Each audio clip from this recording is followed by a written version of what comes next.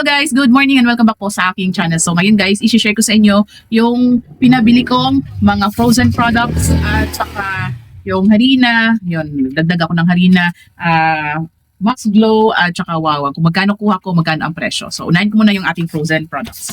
So andito siya guys. Ilagay ko muna dito kasi baka masira ano. Kaya nung ano pa kasi ito guys, kailan ka namili daddy ng linggo? Ng linggo ng Lunes. Ng Lunes.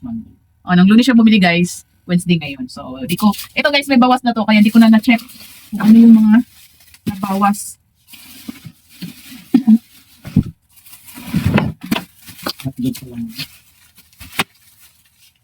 Dalawang ano lang ba, daddy? O, ha? Dalawang supot lang. Ito lang yung guys. Asan yung resibo nandito? Tingnan natin yung resibo kasi nandito daw yung resibo. Wait lang. Meron nga ako ng ito. Iba na natin dito yung ating frozen. Yeah. Isa na natin. Yan. So, yeah. So, asan yung resibo daday? Wala naman dito ang resibo. Ito pala guys. Dito yung ating resibo guys. So, yung Idol, 15 peraso, 2 negosyo cheese. So, di pa pala nakalumas to. Saan muna natin? Karama ako ng gonsai. Gonsai. Where's the gonsai? Ito pala. Igot natin.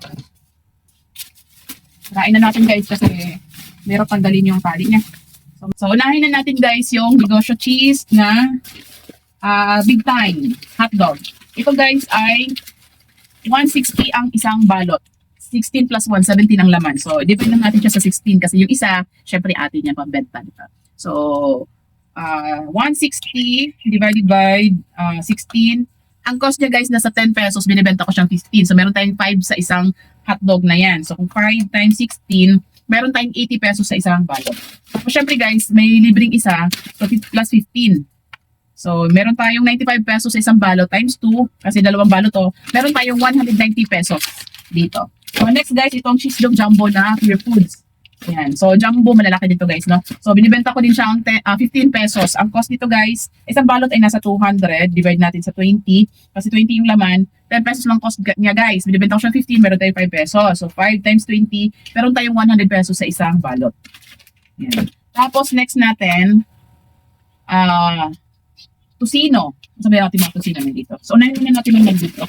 Para hindi na magulo. Ito, nabentahan ako ng crispy burger. So, ilang peraso na ba ito, daddy? 7 na crispy burger, nakabenta ko ng isa. 1, 2, 3, 4, 5, 6. 6 na crispy burger, guys. Yung ganyan, oh. CDO. 6 yung laman. Yan na siya. Sarap din to. Masarap siya. So, ang isa niya ay nasa, magkano ba ito? 406? Ano ba ito? Wait lang, ha? 406 divide 7. Ang cost niya, guys, ay nasa 58. Binibenta ko siyang 70. So, meron tayong 12 sa isa. Isang peraso dito. 70. Dati binenta ko siyang 68, meron tayong 10. Pero ngayon gagawin ko siyang 70. Meron tayong 12 dyan. Tapos next, meron tayong Tocino. So Tocino, 15 peraso. So, bilangin natin. Ito guys na yung mga hotdog na bawas na madami na nabili dyan. May nabawas na dyan. So bilangin natin yung Tocino. 1, 2. Alam ko pero na yung bawas to eh. 1, 2, 15 peraso. 3, 4, 5, 6, 7, 8, 9, 10, 11, 12. 13, 14, 15. Walang bawas. So, wala siyang bawas. So, 15. Kasi may luma pa kasi akong stocks pala doon. So, 15 peraso guys. Ang cost niya, sa 15 peraso, 960 divide 15. Ang cost niya guys ay nasa 64. Binibenta ko naman siyang 75. Less 75. Meron akong 11 pesos sa Tocino. 75 bintahan ko.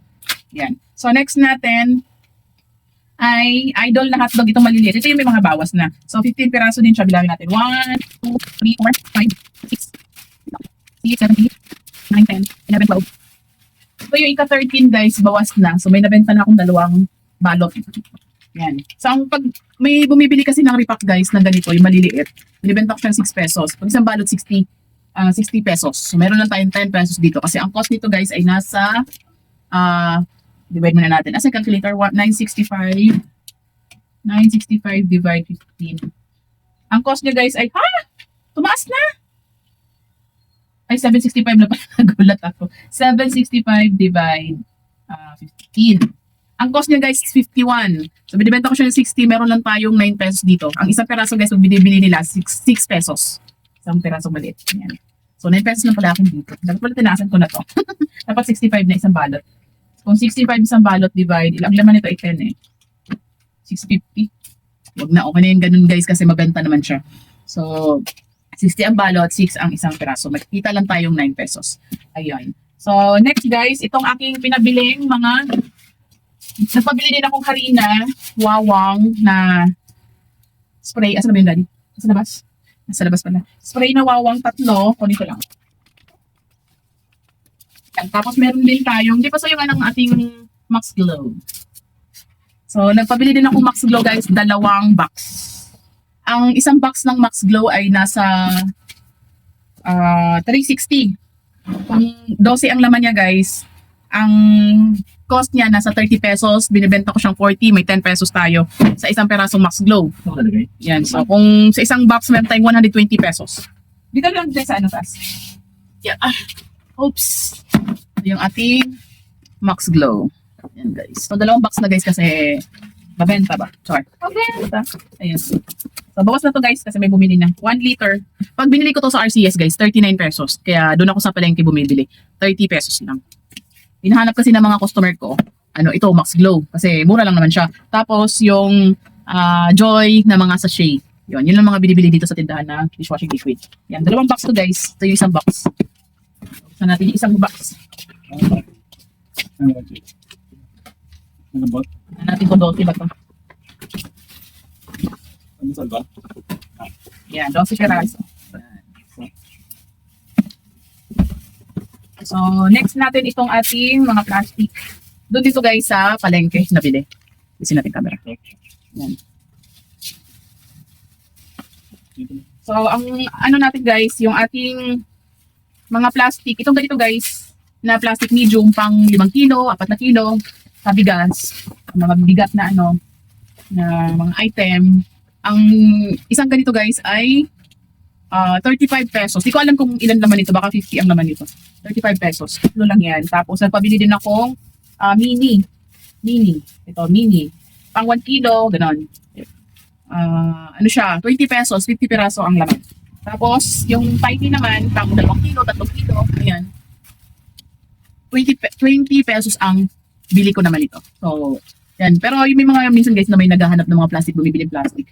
Pag mayroon akong stocks, binibenta ko, pero pag wala, yung konti na lang, hindi ko na inaano kasi ako naman problema, wala akong plastic. Tapos, napabili din akong harina. Ito guys ay half kilo, pero 3 kilos to. Yan, 3 kilos. Ang per kilo ng harina guys ay nasa, kano ba per kilo? 34 pesos per kilo. Yan, so, ang 140 to guys, kasi nire-repack ko, nasa 15 pesos. May kita tayong 26 pesos sa 1 kilo. Yan. Tapos, yung wawang natin na spray, so, since may naghahanap din ng mga ganito guys, no? Pinabili ko 5, kaya lang 3 na lang yung natira. Ito na lang ang nabili nila. Bawang spray. Ay. Yan. Okay, dito sa lugar namin guys, daming langgam, daming lamok, daming langaw, daming naghahanap din ng ganyan. So, ang isa nito guys ay 100. Binibenta ko naman siya ng 120 pesos. May 20 pesos tayo kinita dito. Yan. So, ano pa ba? Meron pa ba? So, isama ko na din yung, guys, yung ating nabiling mga ito. Yan. Pwede din i-separate na lang natin kasi baka mahaba na yung ating video. Separate natin guys, no? Yan. So, yung tindahan namin guys, gumising kami mga 6, nagbukas kami 6. Dati kasi maabot na kami ng alas 8, alas 9, magsara. So, wala lang benta sa umaga. Kaya nagbukas na kami ng maaga. Dati yung mga kalat pa natin guys, hindi pa natapos. Yan, madami pa tayong i-display. Yung ito, dito sa harap na, lagyan ko na. Napuno ko na yung ating, ayan. Diba? So, pero dami ko pang hindi na display, dami ko pang hindi na ilagay. So, sa ngayon guys, yun lamang. Maraming salamat sa panonood. Paalam, bye-bye.